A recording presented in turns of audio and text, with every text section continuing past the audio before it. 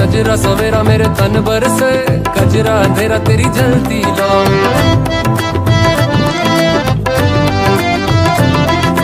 सजरा सवेरा मेरे तन बरसे।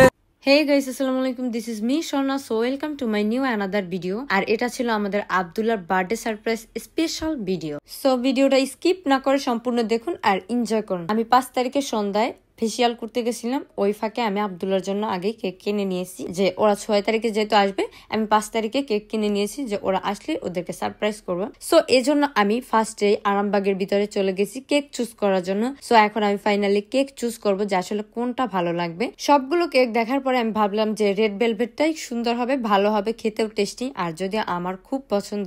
আর রেড ভেলভেট কেকটা আমার কাছে সবসময় খুব টেস্টি লাগে আর খুব ভালো লাগে, এজন্য এটাই আমি সিলেক্ট করছি। এরপরে এখানে আপুটাকে আমি বললাম যে আপু আমাকে রেড ভেলভেট কেকটাই দেন। তারপরে আপু আমাকে বললো যে আপু এখানে আমার কি লিখতে হবে, আমি সেটা লিখে দেবো, একটু বলেন প্লিজ। তারপর আমি আপুকে বললাম যে এখানে লিখবেন happy birthday to you. Happy birthday to you লেখা যাচ্ছে না, এই জন্য হ্যাপি বার্থডে আব্দুল্লাহ। সো আপনারা দেখতেই পাচ্ছেন যে অলমোস্ট আমার প্রায় আপুটার লেখা শেষ হয়ে যাচ্ছে, এখন শুধু আব্দুল্লাহ লেখা বাকি। আব্দুল্লাহ লেখা হলে আমি এখান থেকে এখন চলে যাব তাড়াতাড়ি, যেহেতু আমার বাবু কান্না করতে আছে এজন্য আমি তাড়াতাড়ি করতেছিলাম। সো আব্দুল্লাহ লেখা শেষ, এখন আপনারা দেখুন ফাইনালি আসলে কেমন লাগতেছে, আর অবশ্যই সবাই কমেন্ট করবেন ভিডিওটা কেমন হয়েছে। আর এই কেকের ছবিটা দেখে অনেকেই আমাকে রিকোয়েস্ট করছেন যে কেকটা কি পাঠানো যাবে নাকি, ভাই আমি কেকের ব্যবসা করি না। সো এখন আমি এটা নিয়ে চলে যাচ্ছি বাসায়, আর আমার ছেলে এদিকে কান্না করতে আছে। সো এখন আমি বাসায় চলে যাচ্ছি, যেহেতু আমার ছেলে অনেক কান্নাকাটি করতেছিল, ওই দিন ও থাকতেই চাচ্ছিল না, এই জন্য আমি তাড়াতাড়ি করে বাসায় রওনা দিয়েছি। এখন আব্দুল্লাহকে বার্থডে সারপ্রাইজ দিতে নিয়ে আসছি, যদিও ও জেনে গেছিল যে ওকে সারপ্রাইজ দিব,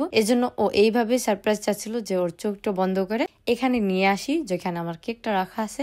সো আমি আপুকে বললাম যে আচ্ছা ঠিক আছে, ওর চোখটা বন্ধ করে সবাই নিয়ে আসো, ওকে এখন কেক কাটাবো। তো ও খুবই এক্সাইটেড ছিল এটা দেখে, ডেকোরেশন দেখে আর কেক দেখে, যে ওকে এরকম ভাবে একটা সারপ্রাইজ দেওয়া হয়েছে। সত্যি ও অনেক খুশি ছিল আর আমিও খুশি ছিলাম, যেহেতু ও খুশি এর জন্য। আর পাশে যে আরেকজন উঠতেছে সে হচ্ছে আমার সেজ বোনের ছেলে, ও আমার সেজ বোনের বড় ছেলে আর খুবই দুষ্টু পাকনা, এই যে দেখতেই পাচ্ছেন সে আগে ফু দিয়ে বাতি নিভাতে চাচ্ছে। সো আব্দুল্লাহ বলতেছে না এটা আজকে আমার বার্থডে। তো আমরা সবাই খুশি যে ও খুব এক্সাইটেড ছিল, আর ও আমাকে থ্যাংক ইউ দিচ্ছে যে মাম্মা থ্যাংক ইউ আমাকে এরকম সারপ্রাইজ দেওয়ার জন্য। আর এইদিকে ও ডাকতেছিল ওর পাপ্পাদের যে আমার হ্যাপি বার্থডে কেক কাটবো, তোমরা আসো। সো ওর 2 পাপ্পা, যেহেতু আমরা 2 বোনে যা একসাথে 2 পাপ্পা পেয়ে গেছে। সো এখন ফাইনালি আব্দুল্লাহ কেক কাটবে, আর আমার বাজান তো ওখানে আছেই, সে তো আরো চালু, সে তো আরো দুষ্টু হয়ে গেছে, দিন দিন দুষ্টু হয়ে যাচ্ছে। এখন আব্দুল্লাহর কেক কাটার সময় হয়ে গেছে, তো ও বাতিগুলো নিভিয়ে দিছে, এখন কেক কাটবে আমার বাবাকে সাথে নিয়ে। আমার বাবা তো সে মুড়ামুড়ি করতেছে। তো কেক কাটা শেষ, এখন ওর পাপ্পাদের খাওয়াই দিতেছে। আর এইদিকে আমার আয়ান বাবাজিও কেক কাটার জন্য লাফালাফি করতেছে, আর আব্দুল্লাহ দিতেছে না। আব্দুল্লাহ বলতেছে আমি কেটে তোমাকে খাওয়াতেছি।